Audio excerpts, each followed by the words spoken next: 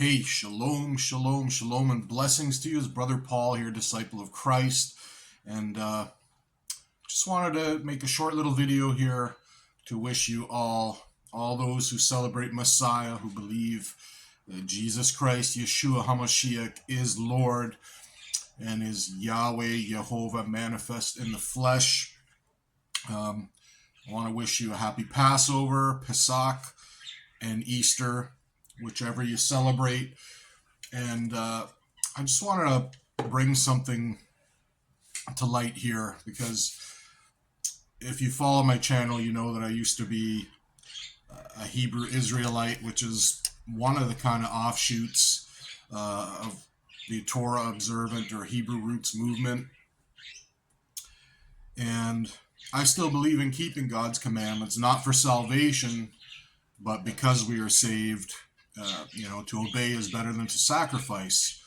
So I think we should be obedient, and we should, keep God's commandments, even though we can't save ourselves through our own works or our actions. We need the blood of the Lamb, because we've all fallen short. We've all sinned.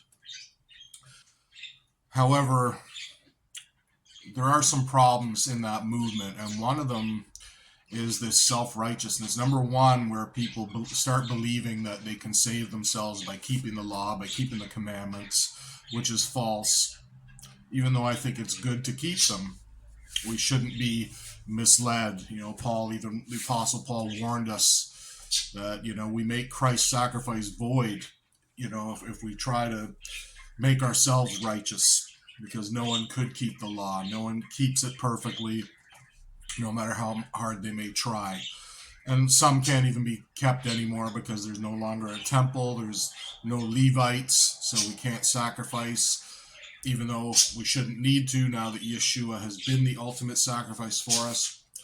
Anyway, I'm digressing. The thing I want to focus on here is that when I was part of this movement, there was a disdain for Christians and mainstream Christianity. And while there are some problems in mainstream Christianity with a lot of traditions of men replacing commandments of God, and even pagan traditions being added in some cases, one of the things, of course, was that, okay, we're Hebrew roots, we're going to keep the Passover because that's what Jesus kept, and Jesus was the Passover lamb. And this is absolutely true.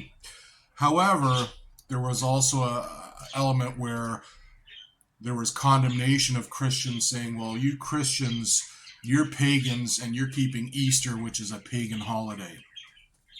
So let's debunk that now. Now, I'll start off by saying, yes, there have been pagan traditions added over time to Easter, and it's been highly commercialized with the selling of chocolates, and of course the Easter bunny and eggs and all these things that are kind of fertility symbols, have nothing to do with the death, burial, resurrection of our Messiah and him fulfilling prophecy, atoning for our sins.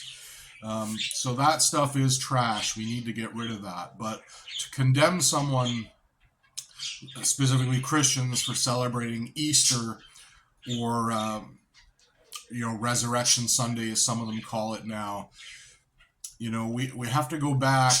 See, what people don't realize is that the early church wasn't trying to celebrate a pagan holiday. Easter to them was the celebration of the Passover, except there's one caveat here. The word Passover didn't exist in the English language. It wasn't until the early 1500s when William Tyndale made the first English translation of the Bible. He was the one who coined the term Passover because of the angel of death passing over the Israelites, on that first Passover. So they would put they would slaughter a lamb without spot or blemish, and put the blood above the doorposts of their home. And this way the angel of death would pass over, knowing that, okay, it's not going to kill the firstborn in that home, because those were the Hebrew people that were given the instruction for their own protection. So this is where the word came from. Now, in Hebrew, it's called the Pesach. And in Greek, the New Testaments were written in Greek. It was Pashka. My heritage is Italian, and growing up, Easter was called Pasqua. Now the funny thing is, one thing in the Hebrew roots, they'll say, "Oh, Easter's a false holiday," because when you look at the translation over and over in the Bible, if you look in the Strong's Concordance or the Thayer's Greek lexicon, the word Easter, it was always translated as Passover, Passover, Passover. It's only in the New Testament, in the English translations, they changed it to Easter. But again, there was no English word for Passover. It was Pascha, and to this day in Greek, the Pashka is the same word for Easter and for Passover, likely in Italian. The word Pasqua can be used for Easter or for Passover. So where did Easter come from? Well, it was a ancient English or Anglo-Saxon word, and then in older German, they got the name of the month Ostern. And another thing that the contention that was made by the Hebrew roots was that, the word Easter comes from Astarte or Astaroth or Ostera, these pagan goddess names. And again, pretty much false. Now, there's a little bit of truth in that. The word Ostern did come from Aostre, which was a pagan goddess.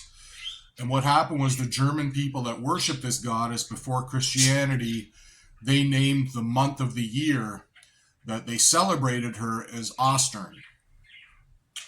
So now fast forward, Christianity comes, and Ostern lines up with roughly about April when the Passover is celebrated. So they took the word from Ostern and we got Easter. So indirectly it was kind of named after this goddess, but really it was named after the month that it was celebrated in, which was originally named after that goddess. So that's where the word Easter came from. But originally, despite the name, the early church were celebrating the Passover and the resurrection of Christ. So, we have to research things. There's a lot of things on the internet that sound good, and I got deceived by them. But we got to do our due diligence and make sure that we're following the truth. And that we're doing, we have to worship in spirit and in truth. So there's no need to condemn Christians and say, you're worshiping a pagan holiday. No, Easter was the name given to the Passover, which didn't have an English name until the 1500s.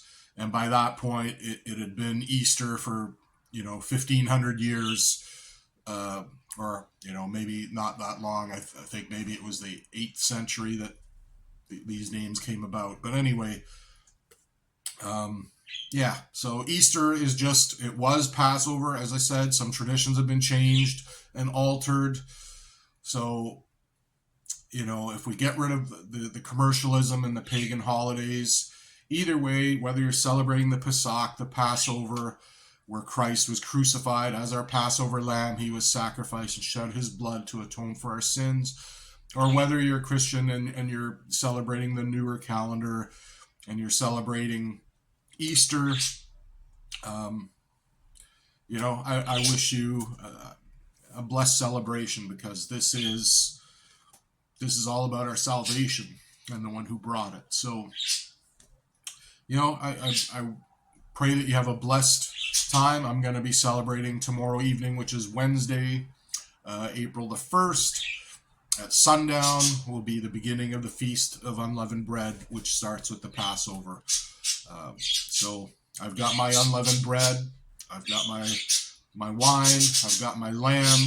Not a requirement anymore, because Jesus was the Passover lamb. He fulfilled it, but just for tradition's sake, and I enjoy a nice roasted lamb, and it's a good time of the year to enjoy it. So now I'll just add one little bonus thing. Good Friday. My belief, based on what I've researched, is that Jesus was not crucified on the Friday. So Good Friday, isn't really a thing. Looking at the calendars and the evidence, Jesus was likely crucified on a Wednesday, as the Passover happens to fall this year on a Wednesday evening. Reason being, where I think the confusion came in, is that after he was crucified, it's written in the Gospels that they had to get him down from the cross before the start of the Sabbath. So Sabbath, seventh-day Sabbath, comes after Friday. But what a lot of Christians didn't realize, because they don't study the biblical feasts and understand the significance of them, they think it's a Jewish thing that has to be done away with, or Old Covenant. The first day of the Passover is a high Sabbath. So Jesus was crucified, and before sundown of the high Sabbath, they had to get his body down, and this is where the confusion comes in. So we have the Matthew speaks of the prophecy of, or Christ says there would only be one sign of the Son of Man, and it would be, he said, as Jonah was in the whale's belly 3 days and 3 nights, so will the Son of Man be in the heart of the earth for 3 days and 3 nights. So Friday to Sunday is not 3 days and 3 nights.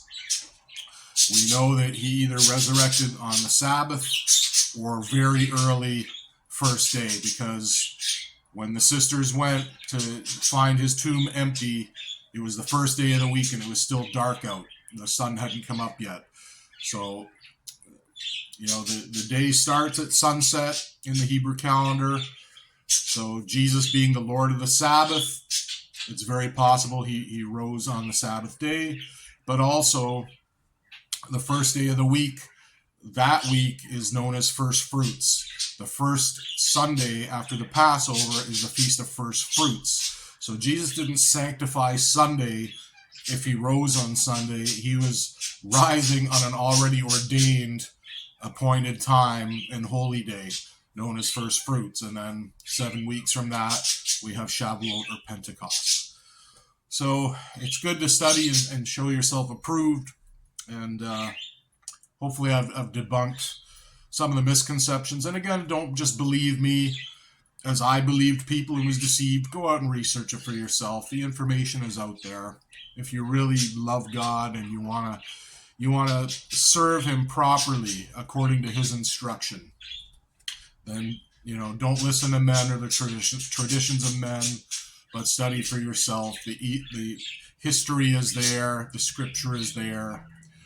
So I'll leave it at that. This was supposed to be a short video, but it went longer as planned. I apologize for being long-winded, but I hope this encouraged you and I hope it edifies you. So again, have a blessed Pesach and Feast of Unleavened Bread, and or Easter, whichever you celebrate, in the mighty name of Jesus. And as I always say, seek ye first the kingdom of God and all his righteousness, and all other things will be added unto you. For as his majesty, so is his mercy.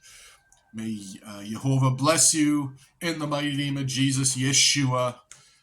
As Brother Paul here, disciple of Christ. Until next time, have a blessed feast in Jesus' name.